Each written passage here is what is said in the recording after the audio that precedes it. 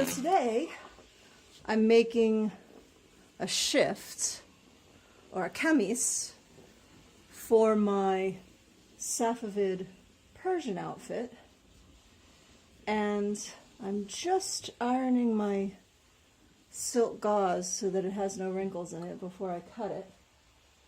But making a camise is much like making any shirt or shift up until the middle of the Victorian period, really. Everything is based, instead of based on body measurements or cutting curves or particular shapes, it's based on the width of your textile. And you can basically make a shirt or shift out of rectangles. And that's how it was done. So I'm going to show you how to do that today using this beautiful piece of silk gauze. Now, the first thing I'm going to do with my silk gauze after I've ironed it is I'm going to cut it into widths. Because, as I said, the period shirts were cut according to the width of the textile, not according to the size of the wearer. So a standard loom width for both linen and silk in this time period, and by this time period I mean the Middle Ages through the 18th century, was about 20 inches. So that's what I'm marking here. From the selvage in. And I'm going to cut quite a long piece. I have 3 yards. My textile is 55 inches wide, but I don't need 55 inches wide, I only need 20. But I have 3 yards, so I'm going to cut a strip from one side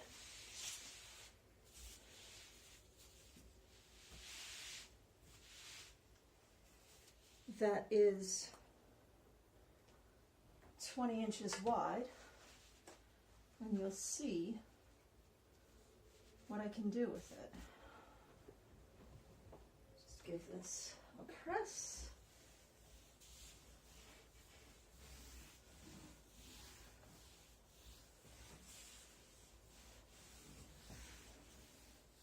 And with linen and silk, you don't have to be afraid of scorching your fabric. It's real silk.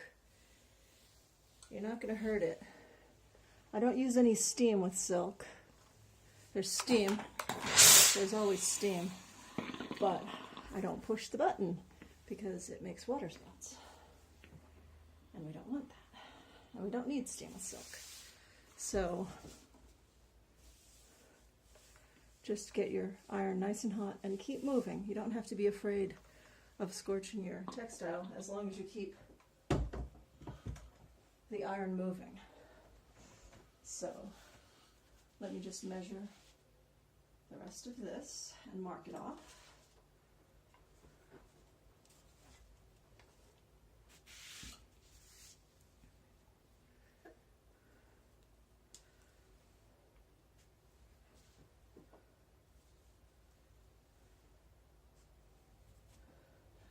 Now, oftentimes you see people tear silk. You just make a little nip where you want your line to be, and just rip the silk because it will give like that, and it won't tear any of the other fibers. But this is silk gauze, and it's kind of delicate. And also, if I tear it, I could end up pulling a thread that's going the wrong direction and really making a mess of it. It's always possible to just pull the thread back into place and fix it, but I don't want the ag. So I'm going to actually cut it, which is less precise than tearing it, but I think it'll work better for me. Some people tear their silk gauze and have great success. I have never had great success with tearing silk gauze. Taffeta? Yeah. Gauze? No. So now I have my little measurement marks. I'm going to turn the silk this way. stretch it out as best I can. One of the things you want to be careful of when cutting silk is that the silk's not bendy. You see over here on the selvage edge, over here, it's all wavy because it's stretched. I don't want that stretched or else my whole piece will be wavy. If you're working with linen, one of the great things you can do with linen is pull a thread out. Just wherever you've marked your measurement, you pick a thread out of the weave and then just remove it, basically, pick it out. And then you cut along the line that missing thread creates, and it makes a very accurate line to cut on, because after all, it has to obey the weave. Now get out your sharp pair of scissors, like these. These are scissors I only use for silk because I want them to stay very sharp. They even have a little rust in there. Oh, that's awful. Living in the Caribbean will do. I'm going to start to cut.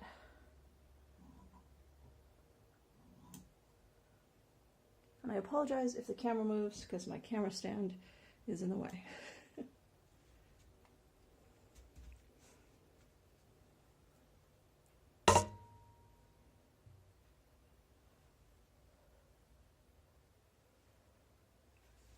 When cutting silk, it's never a bad idea to have something on the fabric weighing it down. I'm just using this, my meter stick,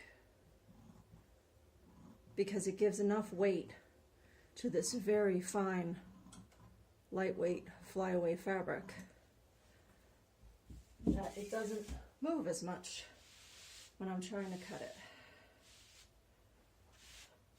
So you don't have to weight your silks with very heavy, bulky things, but putting something on top of them when you're cutting, just so you don't move them, because you will accidentally budge them with just the act of cutting. That's physics, that is. Just what you accidentally budge as you cut. So just keep repositioning, and you can kind of see a grain in the silk. I don't know if the camera picks this up, but there's definitely an up and down thread that I can see, and I can see it very, very clearly when my scissors are under it. That you can follow, or at least follow in the right direction, so that you're not cutting across the grain and making curvy bits. If you do a little bit, it doesn't matter. I mean, ultimately, you're not just going to cut this, you're going to sew it as well. So, as long as you sew straight, doesn't matter if you cut a little crooked. But, you know, a little crooked is a couple of millimeters off. You don't want to cut so crooked that you've gone into the body of the silk and suddenly the piece at the end is way narrower than the piece you started cutting in the beginning, or vice versa. But a little bit of fudging is okay, but not a lot.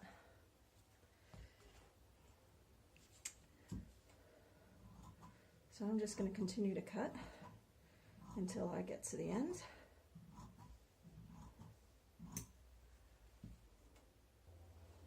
Now I have one long strip of silk.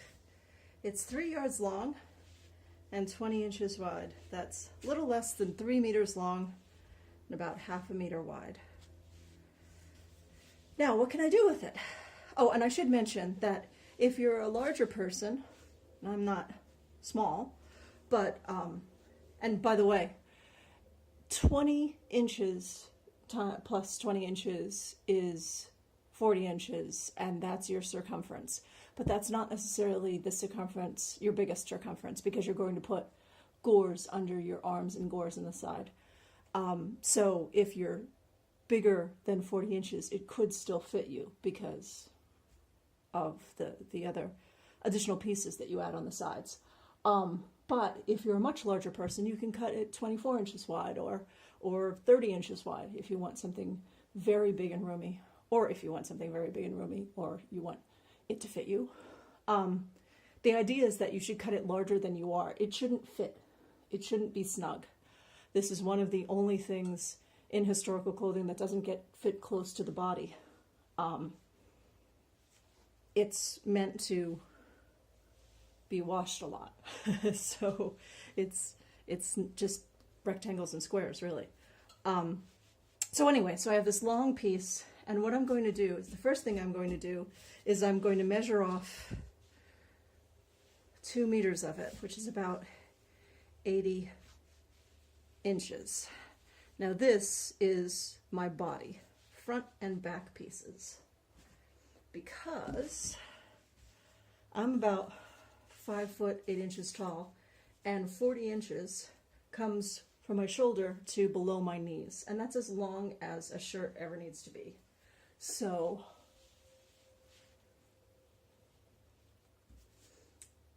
I am just going to measure that much.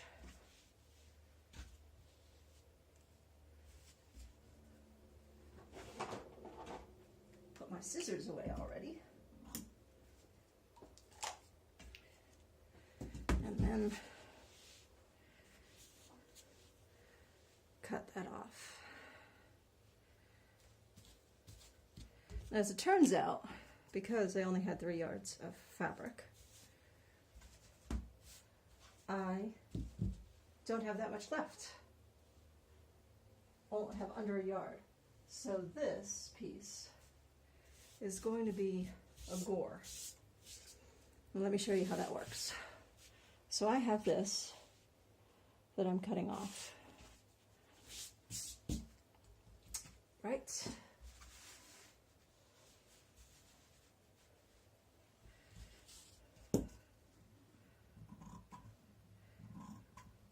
Cutting right across along the weft,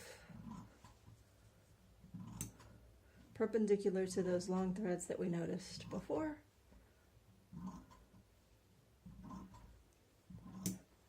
And so that's my body piece. That's 2 meters.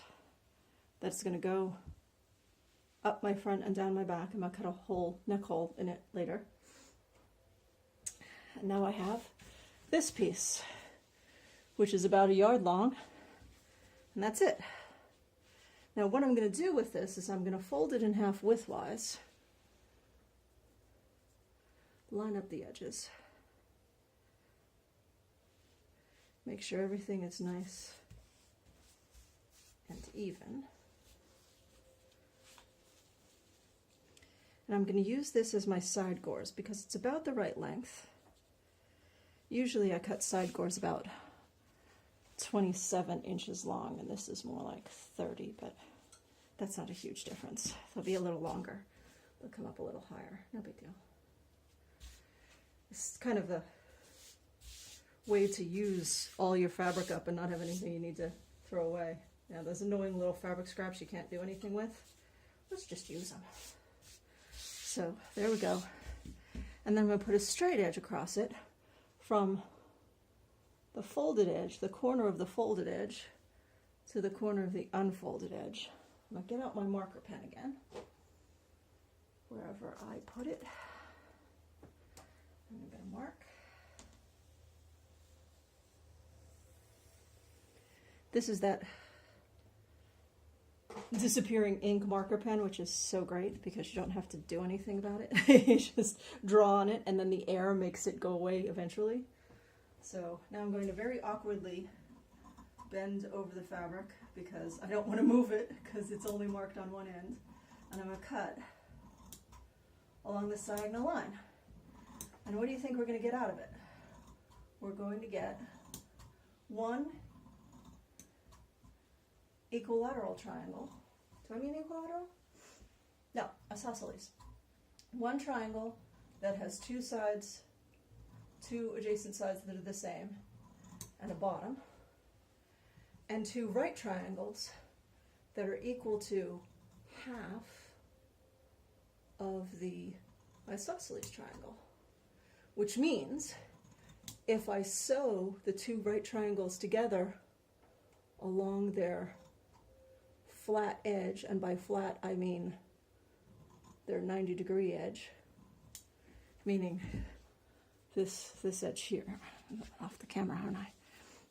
If I sew these two together along this edge here, this flat edge, this edge that runs parallel to the selvage, if I sew those together on that edge, I will have a triangle that's the same as this one that I cut. So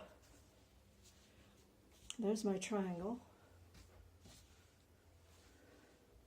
There's one triangle, and here are the other two that I'm going to sew together along this edge. I'm going to sew those two edges together, and then I'll have two triangles, and they're going to be the side gores for my shirt or smock. The next thing is that every smock needs sleeves, and sleeves, same thing. Basically, you cut, if you have a longer piece of textile and you cut your length, sleeves are about 20 inches long, and don't think, oh, my arms are much longer than 20 inches. My arms are much longer than 20 inches too, but the shoulder seam doesn't sit on your shoulder seam on a smock. The shoulder seam sits way off your shoulder. So you really only need 20 inches. And besides, it doesn't have to go all the way down to your wrist, really.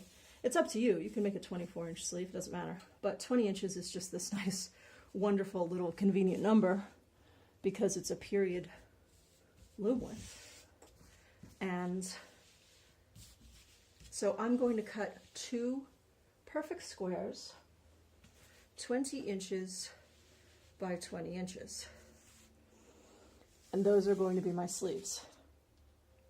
And how I'm going to do that is I'm going to cut one big rectangle that's 20 inches by 40 inches, and I'm going to cut it in half because it's all geometry. So mark that. And I need to stretch this out a little better because it's all bunched up.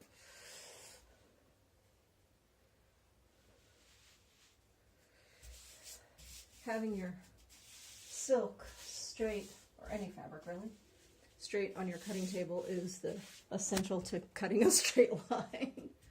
Can't cut a straight line when it's all curved up. So I'm just going to mark this, the 20-inch width, as far down as I can.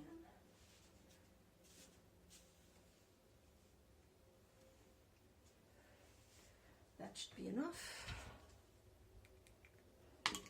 Give it a turn. Now I could have done this all next to each other. I could have put two 20s if you have enough width of fabric to do that. But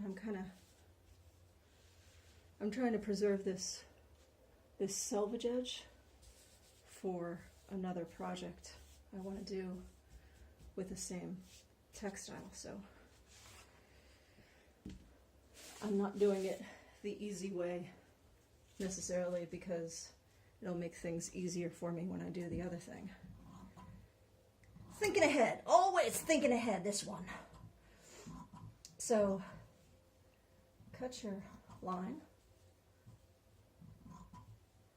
following your little purple dots.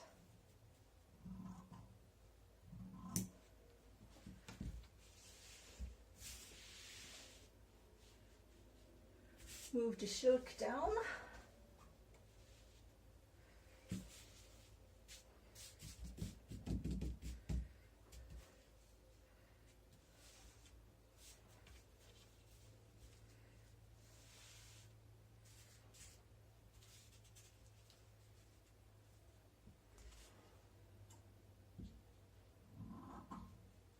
Cut some more.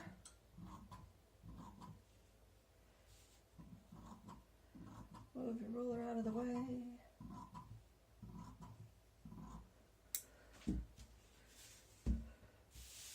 I have no idea how long I am.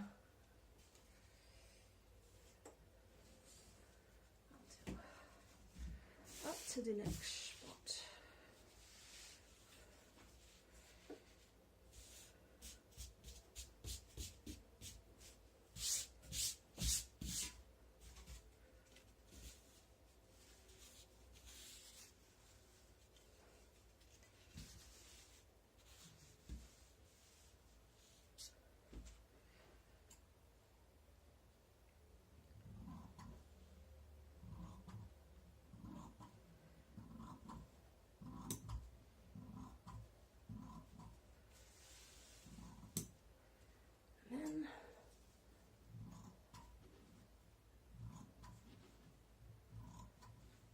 My end. You don't have to cut your end, you can just keep going because, you know, oh, you'll have another strip of 20 inches wide and, well, maybe you'll make 2 shifts while you're at it.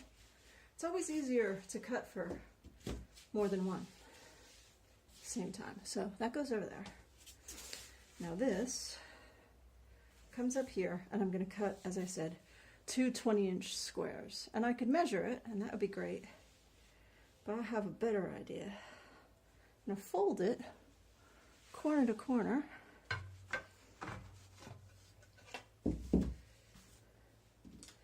So I've stretched it out like this. I'm just going to take this edge and bring it up to that edge and make sure that's all straight.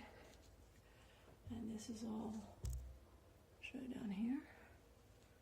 Straight. And if you remember, 2 right triangles, or equilateral, these are equilateral triangles. 2 equilateral triangles make a square, right? So if this is 20 inches on this side, width-wise, 20 inches there, then it's going to be 20 inches there too. So I'm just going to cut that like that because I believe in math.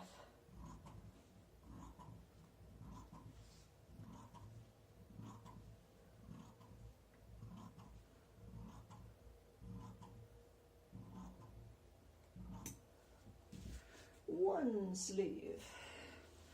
And then this piece, you could just cut it in half, of course, and then you would have 2 longer sleeves. But I did this for a reason.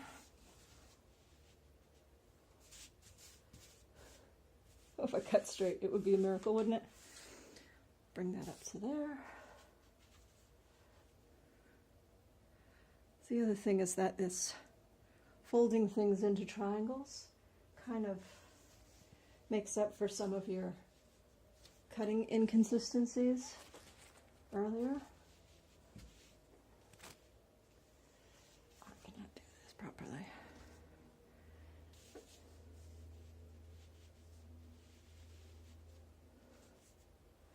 There we go.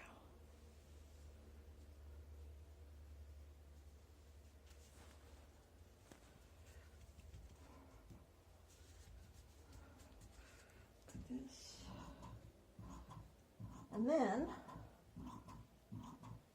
what I want to do with this extra bit that I left on here, you might be wondering why I left it on. I need underarm gussets because sleeves, if you just sew a square sleeve into an armhole, you end up with torn out underarms. So I'm going to take this piece. I don't know how big it is, but as long as it's bigger than 3 inches, and this is definitely bigger than 3 inches, probably more like 6 or 7, let's see. 7. Oh, such a good eye. I'm going to fold this corner down until I make myself a square. I'm going to cut 1 square.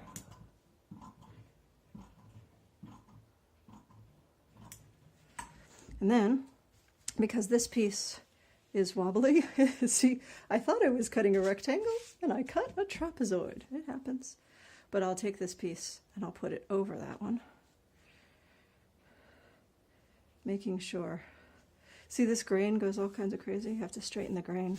Make sure the lines that go up and down actually go up and down. For an underarm gusset, no one's going to die if you cut it off the grain, but it's a lot more comfortable if everything is correct. A lot easier to sew, actually. So, wobbly edges. So I'm just going to cut a square, a second square that is reasonably, and I say reasonably, you may not think I'm reasonable, but I think it's reasonable. Reasonably the same size as the first. I'm even going to trim up the first one a little bit. See, this is a good thing about cutting a 7-inch square when you needed a 6-inch square. You can cut off bits as you get better at it.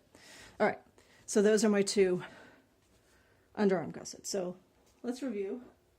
What we've got is two bigger than 3-inch squares for underarm gussets.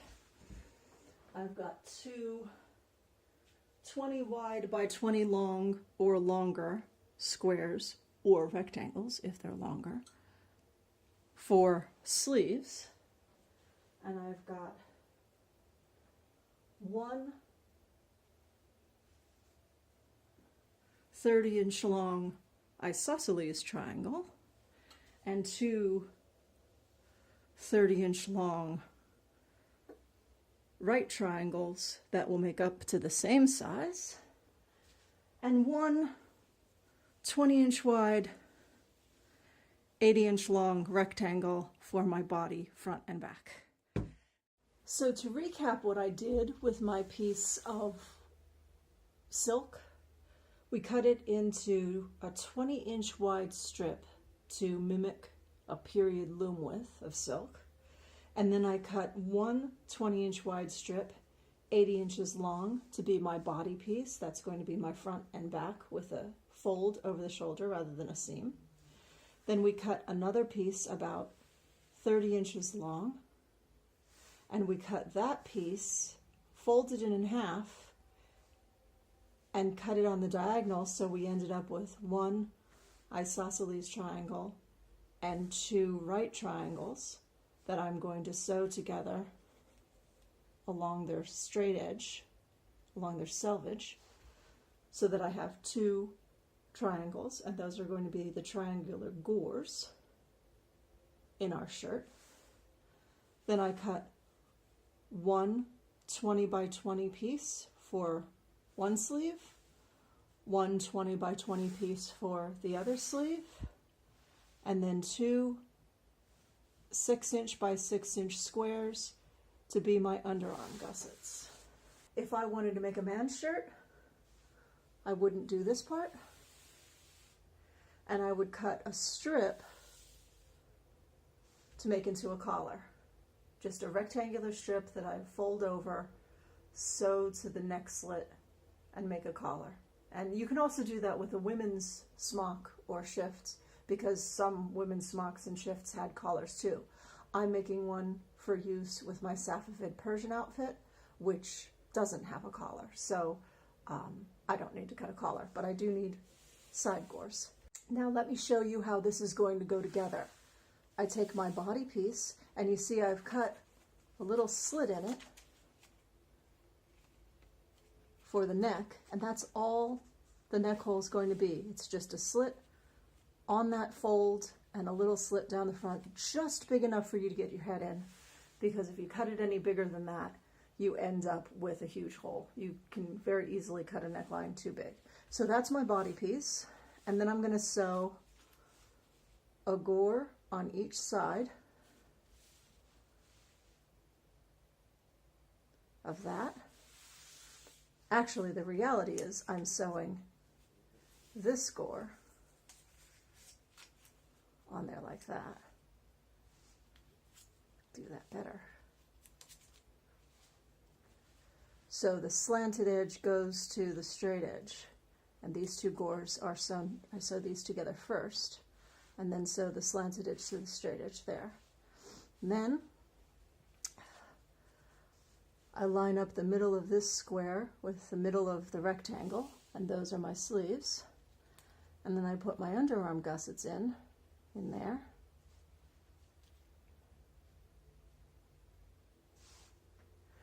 And then when I fold it in half,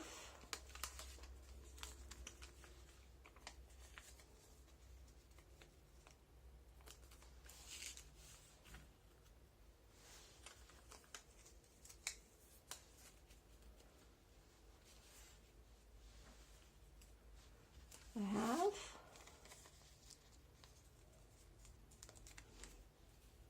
a shirt. Simple, huh?